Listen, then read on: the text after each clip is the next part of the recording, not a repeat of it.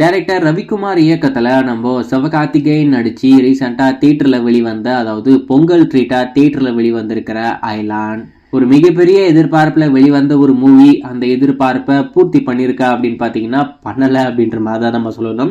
அவங்க பில்டப் பண்ண அளவுக்குலாம் அந்த படத்துல ஒரு மண்ணுமே இல்லை. படத்துல விஎஃப்எக்ஸ் ரொம்பவே அற்புதமா இருக்கு. டெக்னிக்கலா ரொம்பவே வைட்டான மூவி தான் இந்த அயலான். அந்த விஷயத்துல நம்ம எந்த ஒரு குறையும் சொல்ல முடியாது. ஆனா படத்துடைய கதை, அது அவங்க கதையா திரைக்கதையா கொண்டு வந்திருக்கிற விதம் எல்லாமே ரொம்ப சொதப்பலா இருக்கு. என்னடா இது, என்ன கன்றாவிடா இது அப்படின்ற மாதிரிலாம் தோணுது. பயங்கரமான கிரிஞ்சி, அதாவது கிரிஞ்சின் உட்டக்கச்சமாமின் உச்சகட்டமா இந்த படத்தை எடுத்திருப்பாங்க போலுக்க. அயலானை பொறுத்த வரைக்கும் ஏலியனை வச்சு செஞ்சாங்களோ இல்லையோ, நம்மளை வச்சு செஞ்சிருக்காங்க. அதுல எந்த ஒரு மாற்றம் இல்லை. சரி, இந்த அயலான் திரைப்படம் வெளிவந்து என்ன மாதிரி பாக்ஸ் ஆபீஸ் ரெக்கார்ட் பண்ணியிருக்கோம் அப்படின்றது உங்க எல்லாருக்கும் இருக்கிற ஒரு பெரிய எதிர்பார்ப்பு. படத்தரப்புல அபிஷியலாவே அனௌன்ஸ் பண்ணிட்டாங்க. படம் வெளிவந்த 4 நாள்ல வேர்ல்டு வைடு 50 கோடி ரூபாய் வசூல் வந்திருக்கு அப்படின்ற விஷயத்த அபிஷியலாவே அனௌன்ஸ் பண்ணியிருக்காங்க. என்னடா சொல்றீங்க, படம் ரொம்பவே சுமாரா இருக்கு, 50 கோடியா அப்படின்றதா எனக்கு இருந்த ஒரு எதிர்பார்ப்பு, ஒரு கேள்வியாகவும் இருந்தது. விசாரிச்சு பார்த்தா தான் தெரியுது, இது வரைக்கும் அந்த படம் வெறும் 35 கோடி தான் வசூல் வந்திருக்காமா. பப்ளிசிட்டிக்காக ஒரு ஃபேக்கான நம்பரை படத்தரப்புல இப்போதைக்கு ஷேர் பண்ணியிருக்காங்க. அது எந்த அளவுக்கு ஒரு தவறான செயல் நீங்க யோசிச்சு பாருங்க.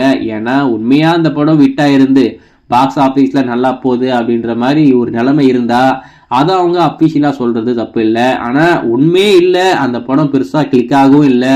அப்படி இருக்கும்போது இந்த அளவுக்கு ஒரு பெரிய நம்பரை அபிஷியலா சொல்றாங்கன்னா அதுக்கான ஒரே ஒரு காரணம், தனுஷ் சிவகார்த்திகேயன் இவங்க 2 பேருடைய படம் ஒன்னா வெளி வந்திருக்கு. அதனால அவங்கள விட நாங்கள் நல்லா போயிட்டு இருக்கோம் அப்படின்றதுக்காகவே பண்ணியிருப்பாங்க போல இருக்கு.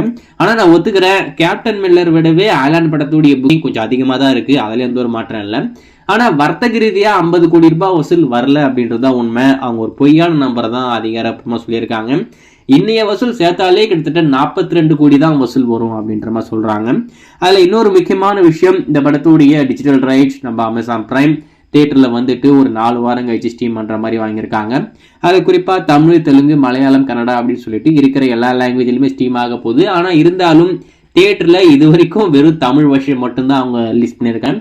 தெலுங்கு வெர்ஷன் ஜனவரி 26 ரிலீஸ் பண்ண போறாங்களாமா. அந்த விஷயத்தையுமே அதிகாரப்பூர்வமா சொல்லியிருக்காங்க. இங்கேயே பெரிய வரவேற்பு கிடைக்கல. இப்போ அங்க தெலுங்குல ரிலீஸ் பண்ணா மட்டும் என்ன ஆக போகுது அப்படின்றதுதான் எனக்கு இருக்கிற ஒரு கேள்வி. ஸோ வெயிட் பண்ணி பார்ப்போம்.